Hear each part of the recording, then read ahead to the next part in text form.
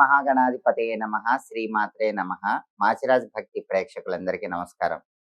April 1వ తేదీ నుంచి ఏప్రిల్ 10వ తేదీ వరకు మేషాది ద్వాదశ రాశులకి రాశి ఫలితాలు ఏ విధంగా ఉండబోతున్నాయో, ఏ గ్రహాలు యోగిస్తున్నాయో, ఏ గ్రహాలు వ్యతిరేకంగా ఉన్నాయో, అనుకూలించే గ్రహాలు ఇంకా రెట్టింపు అనుకూల ఫలితాలు ఇవ్వటానికి, వ్యతిరేకించే గ్రహాలు వ్యతిరేకతను తగ్గింపజేయటానికి ఎటువంటి సులభమైన పరిహారాలు చేసుకోవాలో, ఏ దేవీ దేవతల ఆలయ దర్శనం చేసుకోవాలో, ఏ మంత్రాలు జపించుకోవాలో, ఏ స్తోత్రాలు చదువుకోవాలో, ఎటువంటి దానాలు ఇచ్చుకోవాలో, ద్వాదశ రాశుల వాళ్ళకి ఈ 10 రోజుల పాటు రాశి ఫలితాలు ఏ విధంగా ఉండబోతున్నాయో, పాటించాల్సిన ముఖ్యమైన విధి విధానాలేంటో ఈ వీడియోలో మనం తెలుసుకుందాం.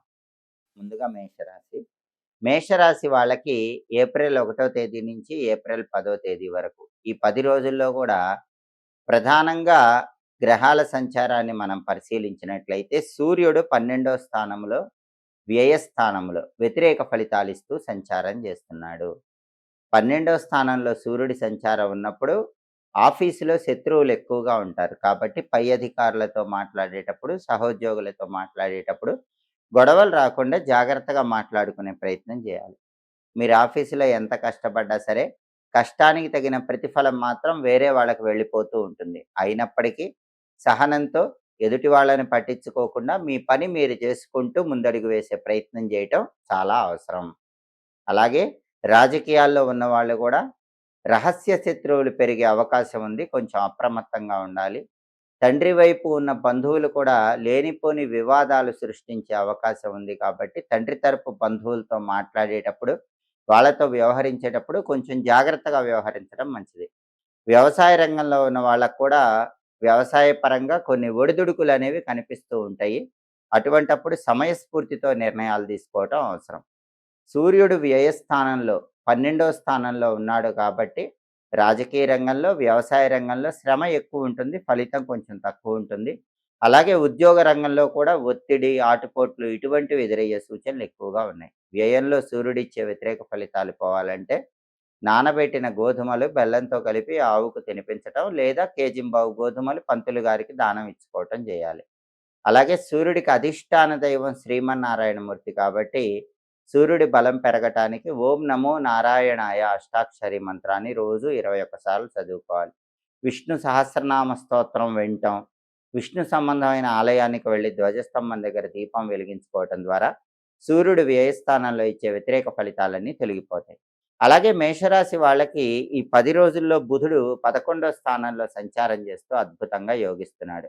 ఈ 11వ స్థానాన్ని లాభస్థానం అంటారు. బుధుడు లాభస్థానంలో ఉండటం వల్ల మేషరాశి విద్యార్థులు పెద్దగా కష్టపడకుండానే ఎడ్యుకేషన్లో నెంబర్ 1 ర్యాంకులు తెచ్చుకునే అవకాశం ఎక్కువగా ఉంది. కాంపిటేటివ్ ఎగ్జామ్స్ రాస్తే కూడా మంచి ర్యాంకులు వస్తాయి. క్లాసులో టాప్ ర్యాంకర్స్లో ఒకళ్ళుగా ఉండే అవకాశం మేషరాశి విద్యార్థులకు ఎక్కువగా ఉంది. జ్ఞాపక శక్తి బాగుంటుంది, మేధాశక్తి ఉంటుంది, దేన్నైనా విశ్లేషించగలిగిన సామర్థ్యం అనేది బాగా పెరుగుతుంది. కాబట్టి మేషరాశి విద్యార్థులకి 11వ స్థానంలో బుధుడు ఈ అద్భుతమైన ఫలితాలు ఇస్తాడు. అలాగే మేషరాశి నిరుద్యోగులకు కూడా ఇది చాలా అనుకూలమైన సమయంగా చెప్పుకోవాలి. ఎందుకంటే నిరుద్యోగులు ఎవరైనా సరే ఇంటర్వ్యూలకు వెళ్ళినట్లయితే వాళ్ళ క్వాలిఫికేషన్కి తగిన ఉద్యోగం మంచి ప్యాకేజ్తో లభించే అవకాశాలు 11వ ఇంట్లో బుధుడు కలిగింపజేస్తాడు.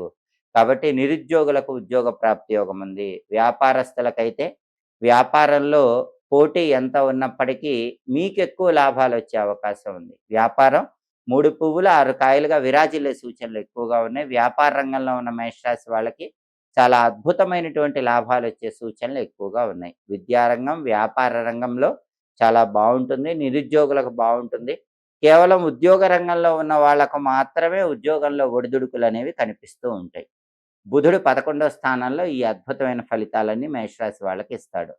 అలాగే శుక్రుడు 1వ స్థానంలో మేషరాశి వాళ్ళకి 10 రోజుల్లో సంచారం చేస్తూ అనుకూల ఫలితాలు ఇస్తున్నాడు. శుక్రుడు ఎప్పుడైతే 1వ స్థానంలో ఉంటాడో అప్పుడు విలాసాలు ఎక్కువగా ఉంటాయి. వినోదపరమైన కార్యక్రమాల్లో మేషరాశి వాళ్ళు బాగా పాల్గొంటారు. ఉల్లాసంగా, ఉత్సాహంగా కాలాన్ని గడుపుతారు.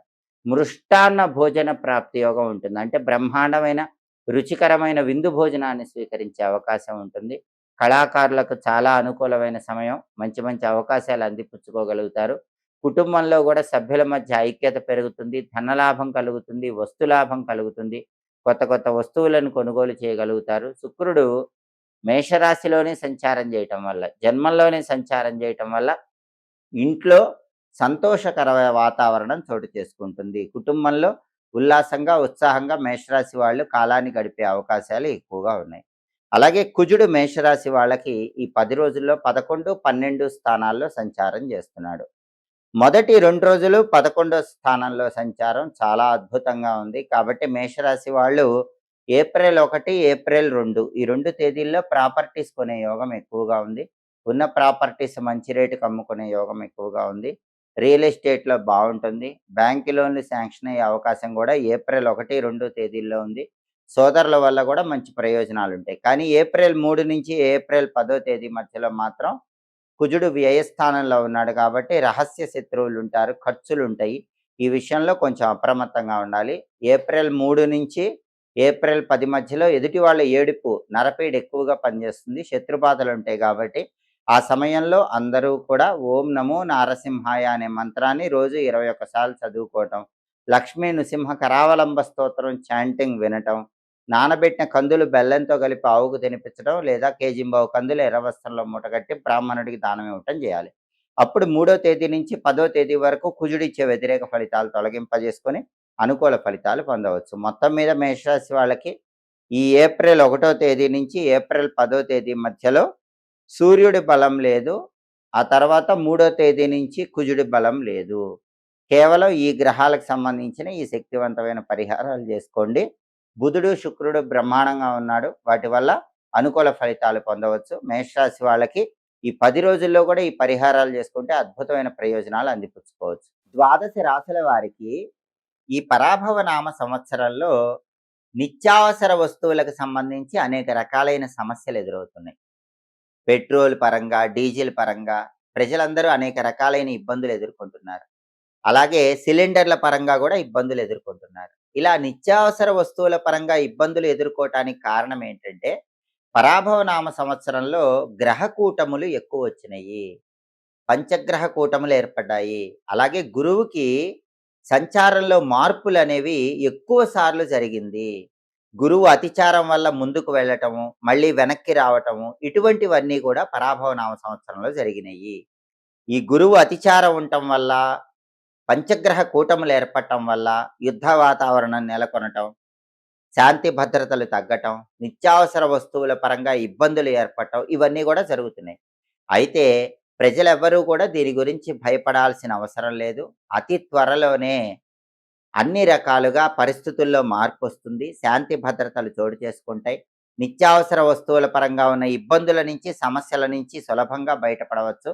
అలా జరగాలంటే అన్ని రకాలుగా పంచగ్రహ కూటమి వల్ల వచ్చే వ్యతిరేక ఫలితాలు, గురువు ఎక్కువ సార్లు అతిచారం వల్ల ముందుకు వెళ్ళి వెనక్కి రావటం వల్ల వచ్చేటటువంటి ఇబ్బందులు, వీటన్నిటిని అధిగమించడానికి ఏ రాశి వాళ్ళైనా సరే ఉగ్రదేవతల్ని ఎక్కువగా పూజించండి. ఎందుకంటే దేశ రాష్ట్ర పరిస్థితులు ఇబ్బందికరంగా ఉన్నప్పుడు కానీ, నిత్యావసర వస్తువుల పరంగా సమస్యలు ఉన్నప్పుడు కానీ, యుద్ధ వాతావరణం నెలకొన్నప్పుడు కానీ ఉగ్రదేవతలను పూజిస్తే ఆ రకమైన సమస్యల నుంచి చాలా సులభంగా బయటపడవచ్చు. సామూహిక స్తోత్ర పారాయణలు కూడా విశేషంగా సహకరిస్తాయి. అందుకే ఖాళీ సమయంలో ఏ రాశి వాళ్ళైనా సరే, ఎక్కడైనా సరే సామూహిక లలితా సహస్రనామ స్తోత్ర పారాయణలు చేసినట్లయితే అది విశేషమైన శుభ ఫలితాలను కలిగింపజేస్తుంది. అలాగే దీంతో పాటుగా ఉగ్రదేవతల ఆలయాల్లో నిమ్మకాయ దీపాలు వెలిగించుకోవటం కూడా అనుకూల ఫలితాలను కలిగింపజేస్తుంది. దుర్గా, కాళి, మహిషాసుర మర్దిని లేదా గ్రామ దేవతలైనటువంటి పోలేరమ్మ, నాంచారమ్మ, పెద్దమ్మ, పోచమ్మ ఇటువంటి ఉగ్రదేవతల ఆలయాల్లో రాహుకాలం ఉన్న సమయంలో నిమ్మదొప్పల్లో దీపాలు వెలిగించుకోవటం మంచిది. అలాగే లక్ష్మీ నరసింహస్వామిని పూజిస్తే కూడా చాలా మంచిది. అందుకే వీలైనప్పుడు లక్ష్మీ నరసింహస్వామికి అర్చన గాని, అభిషేకం గాని చేయించుకోవటం.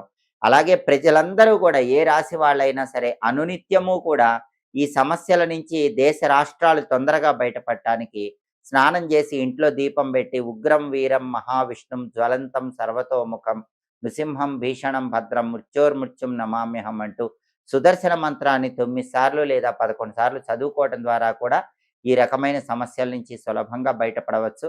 అలాగే కాలభైరవాష్టకాన్ని వింటూ ఉంటే చాలా మంచిది. కాలభైరవుడికి జలాభిషేకం శివాలయంలో చేయించుకోవటం, కాలభైరవుడికి మారేడు దళాలతో శివాలయంలో పూజ చేయించుకోవటం ద్వారా కూడా ఉత్తమ ఫలితాలు కలుగుతాయి.